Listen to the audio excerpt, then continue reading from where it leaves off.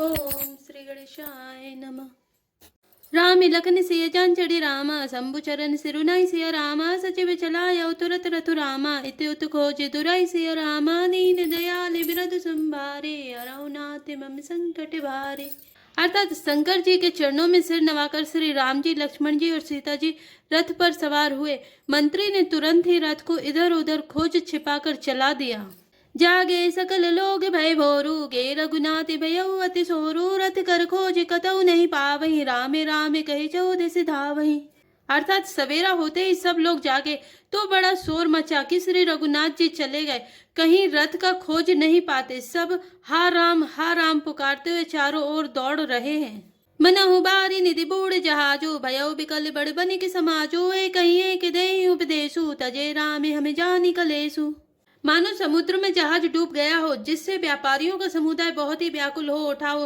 वे एक दूसरे को उपदेश देते हैं कि श्री रामचंद्र जी ने हम लोगों को क्लेश होगा यह जानकर छोड़ दिया है। निंदहिया पुसराहि मीना छिक जीवनु रघुवीर विहीना जो वे प्रिय वियोग विधि कीना तो कस मरनु न मागे दीना। अर्थात वे लोग अपनी निंदा करते हैं और मछलियों की सराहना करते हैं, कहते हैं श्री रामचंद्र जी के बिना हमारे जीने को धिक्कार है। विधाता ने यदि प्यारे का वियोग ही रचा तो फिर उसने मांगने पर मृत्यु क्यों नहीं दी। यही विधि करत प्रलाप कलापा आए अवध भरे परितापा विषम वियोग न जाए बखाना अवधि आस सबरा कहीं प्राणा। अर्थात इस प्रकार बहुत से प्रलाप करते हुए वे संताप से भरे हुए अयोध्या जी में आए। उन लोगों के विषम वियोग की दशा का वर्णन नहीं किया जा सकता। 14 साल की अवधि की आशा से ही वे प्राणों को रख रहे हैं। राम दरस हितनी में व्रत रामा लगे करन नर नारी सिया रामा मनहु को की कमल रामा दीन बीन तमारी सिया रामा दीन दयाल विरद संभारे रावनाथ मम संकट भारे। अर्थात सब स्त्री पुरुष श्री रामचंद्र जी के दर्शन के लिए नियम और व्रत करने लगे और ऐसे दुखी हो गए जैसे चकवा चकवी और कमल सूर्य के बिना दीन हो जाते हैं। सीता सचिव सहित दो भाई श्रृंगवेरपुर पहुँचे जाई उतरे राम देवी सरी देखी कीन दंडवत हर सुविशेषी।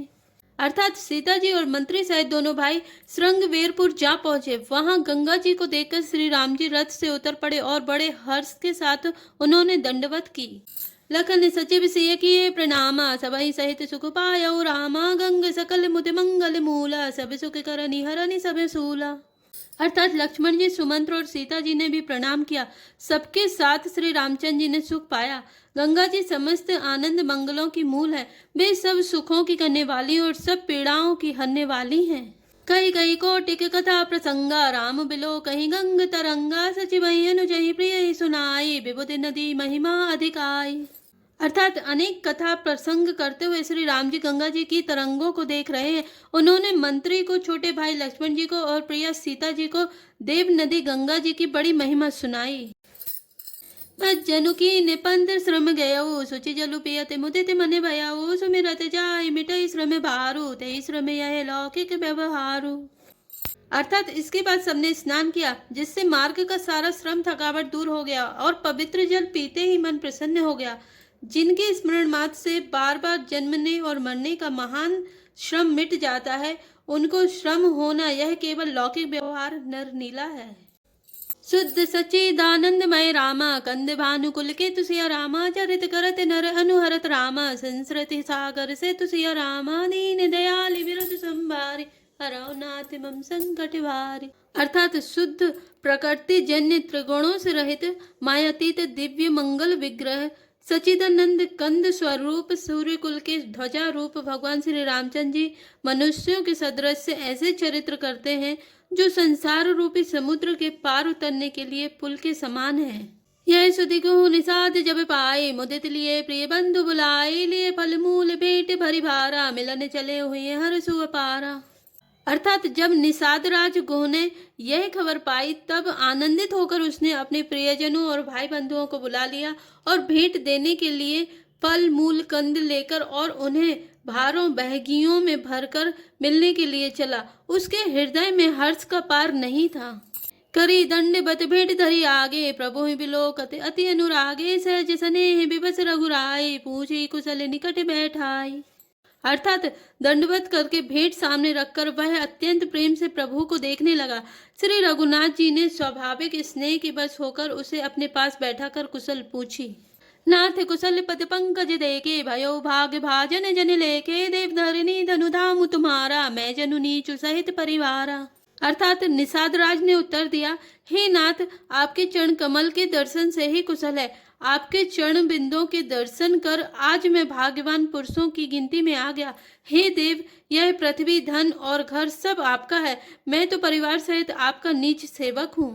कृपा करे पुरधारे पाओ थापे जनु सब लोग से आओ कहे सत्य सबु सखा सुजाना मोहि दीन पितु आय सुहाना।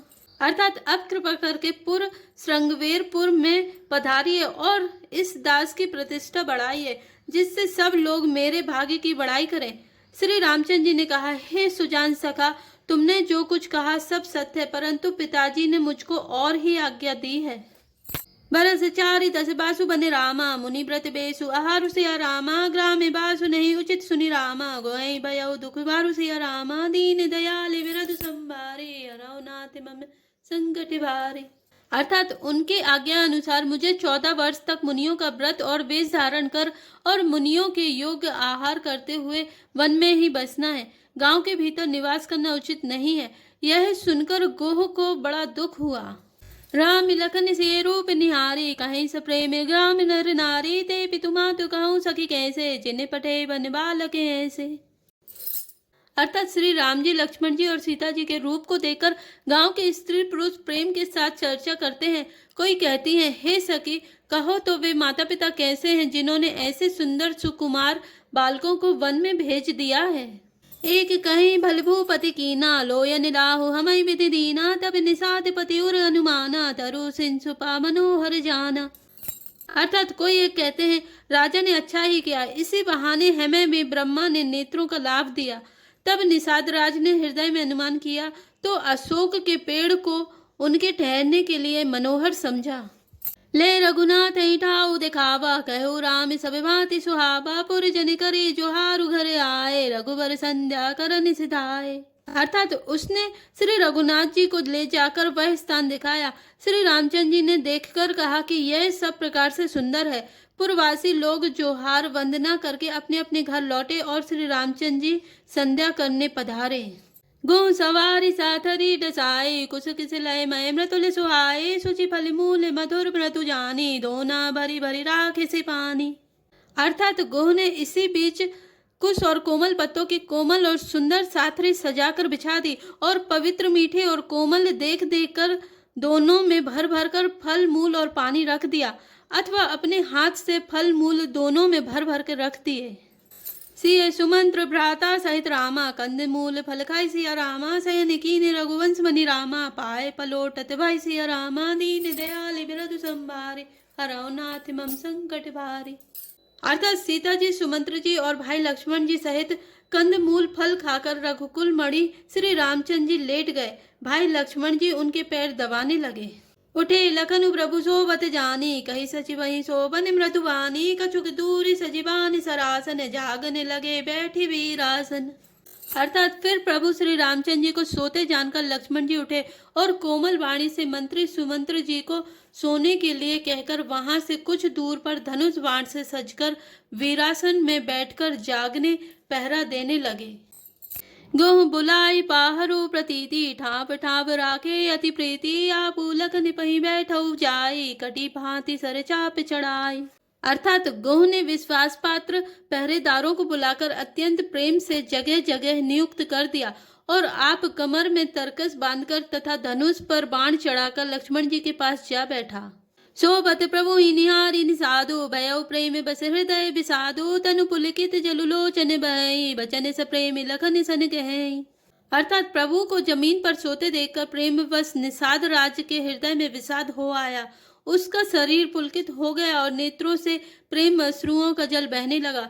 वह प्रेम सहित लक्ष्मण जी से वचन कहने लगा। भूपति भवन सुभाय सुहावा सूर्यपति सदनु नपट तरे पावा मणिमय रचित चारु चौबारे जनुरतिपति निज हाथ सवारे। अर्थात महाराज दशरथ जी का महल तो स्वभाव से ही सुंदर है। इंद्र भवन भी जिसकी समानता नहीं पा सकता। उसमें सुंदर मणियों के रचे चौबारे, छत के ऊपर बंगले हैं जिन्हें मानो रति के पति कामदेव ने अपने ही हाथों सजाकर बनाया है।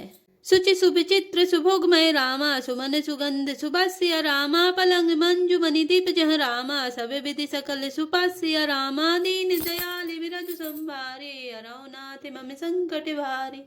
अर्थात जो पवित्र बड़े ही विलक्षण सुंदर भोग पदार्थों से पूर्ण और फूलों की सुगंध से सुभाषित हैं, जहाँ सुंदर पलंग और मणियों के दीपक हैं तथा सब प्रकार का पूरा आराम है। जय श्री राम, जय जय हनुमान।